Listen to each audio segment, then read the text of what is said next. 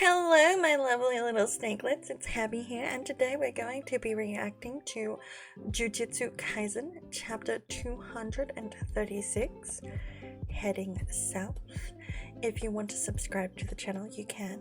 If you want to keep up to date with any news and chapter drops, you can join the Discord. And if you want to support me by buying me a coffee, you can. The link is in the link tree down below. I obviously, because this chapter is dropping, I have dealt with the sick family member / cat. Thankfully, no other pets have gotten sick. I think it would just be the cats that get sick, because I got longer coats, and I did deal with the dogs last week. So, yay. But let's start the chapter. Why did I put my notes? Okay, so I'm not going to do a recap because we already know Gojo is on the ground. And what we're seeing right now is an airport, I don't know, potentially. Ghetto welcomes Gojo to the airport lounge.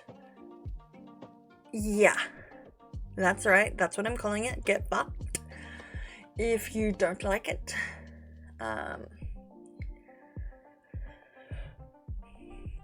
Gojo childishly pulls a face at him and says, "This sucks a bag of dicks." Well, this sucks a bag of dicks. Gito tells him, Gojo, not to use such a crude language. I find this to be motherfucking adorable as they're bantering like they did in 2007. Which, you know, is around about the time he had his last summer, which is his happiest memory. Well, Gojo's obviously. So as Gojo sits down, he says, "Well, this sucks a huge bag of dicks, as I told my students that there was nothing but a black endless void when you die." Gito asks, "Does it matter that you're wrong?"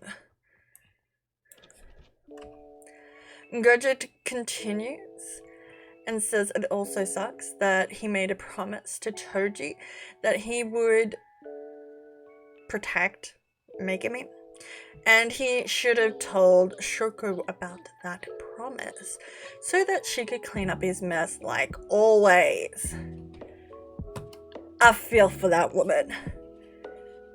I really, really fucking feel for Shoko if she's cleaning up those two idiots' messes all throughout high school. Like, seriously. She queen.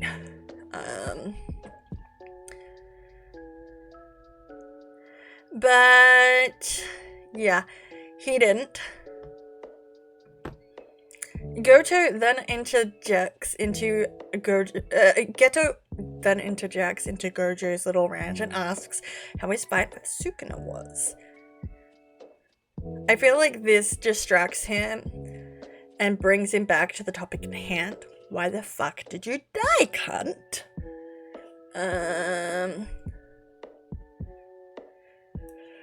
To which Gojo says it was so fucking hard, and the biggest kicker was Sukuna wasn't even trying. He wasn't at full power, and then he then says even if Sukuna wasn't inside Megami's body, he would have lost, and he feels sorry for Sukuna. That last statement kind of shocks Gito. Gojo tells Gito without telling Gito that Sukuna reminds him of himself, as he can understand why he is the way he is. Okay.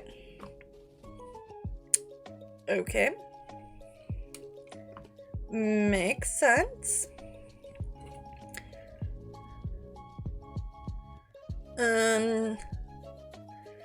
He then continues on to explain that he wasn't able to reach him and tell him he understood him.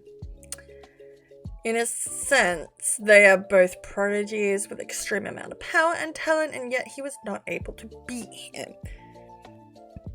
but he had fun fighting Sukuna and laments over the fact that Sukuna was not able to fight at his full power.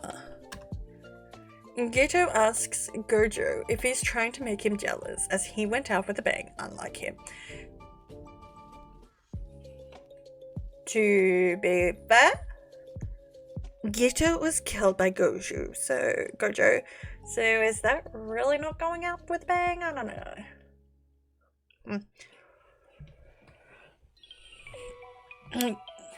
Anywho.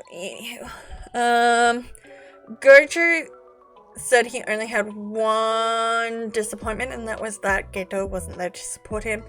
This makes Gito laugh, and Gito goes on to say he's glad he died.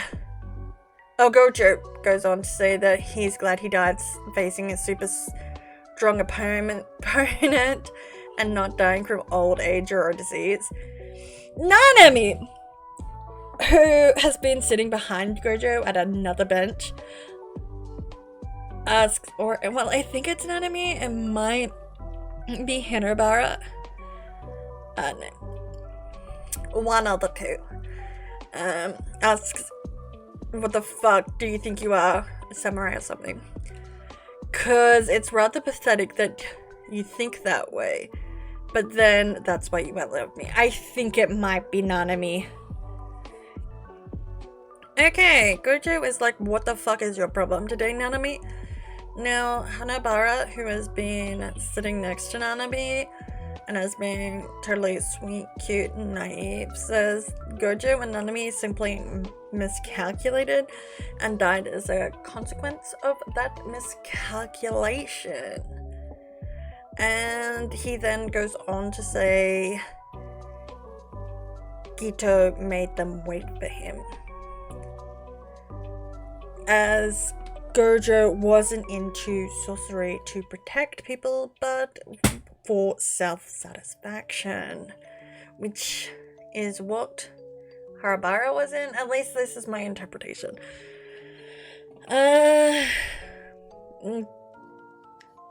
Gito asks, why are you telling me this? And Harabara is like, oops, oh shit, Nanami told me not to say that, and starts giving Nanami the look, don't kill me, don't kill me. Nanami was like, well, I was right? While I do agree with you, this is Nanami speaking, I do sympathize with you, as it was a great way for you to go out. Gojo then asks Nanami what about, how he feels about his death. Now, I might have, I might have totally erased Nanami's death from my mind. I totally did. So he's alive in my head until this point, clearly. Highly intelligent woman here.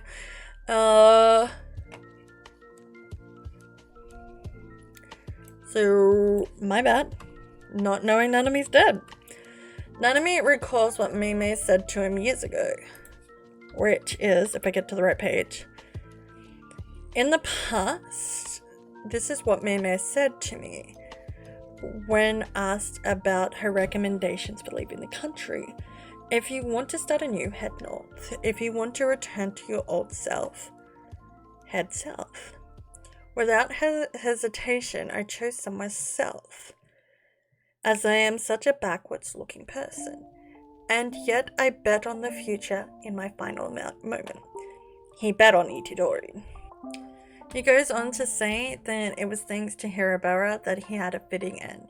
Now, this is where I got a little confused, but then I remembered that Gito did ask Hirobara why he liked being a Jujutsu sorcerer, and Hirobara responded by saying it's something he could do that others couldn't. This statement by Nanami makes Hirobara embarrassed, and he tells Nanami that he's too kind. So fucking adorable! Gojo has a look of melancholy on his face. And he says, I see. He then spots the principal and shouts at him, saying he lied to him about saying no sorcerer dies without regrets. We then get a view of the airport, and it is all the people that were precious to Gojo in his last summer, which was the Tengen Stark chick girl, her maid, and obviously these 4 idiots. And the principal. We then move back to the current timeline and see Gojo laying down on the ground, mouth covered in blood and heavily wounded. Sukuna goes on to explain that Morogoth can adapt after taking 1 hit, and then it will slowly take 4 turns of the wheel to analyze and adapt the attack. And if hit by the attack again, the adaptation will become faster. The turns of the wheel only make it a matter of time. Methinks this is more of a technically advanced technique compared with the user, and it takes longer for the technique to adapt. So in that sense, how, like, where Megami is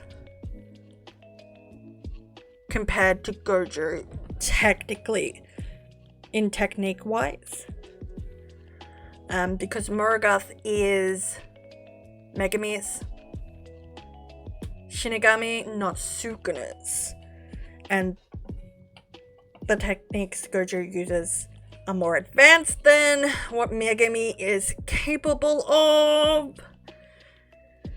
Sukuna goes on to say he wanted to figure out how to beat Gojo's infinity, but it was useless as he won, and he won't forget the fight they had. I know I'm cutting out a shit ton, but who cares?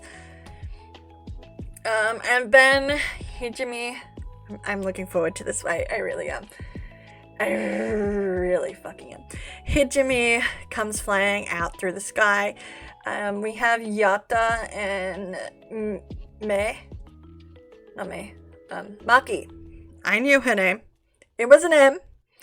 Also in the bunker, and Itadori looks sad because obviously Gojo is sliced apart, which hilarious, by the way, on the ground. But obviously we get in a Hijimi fight next week, and I'm loving it. Remember to like, subscribe, join the Discord to keep up to date, and if you want to buy me a coffee, you can. And bye!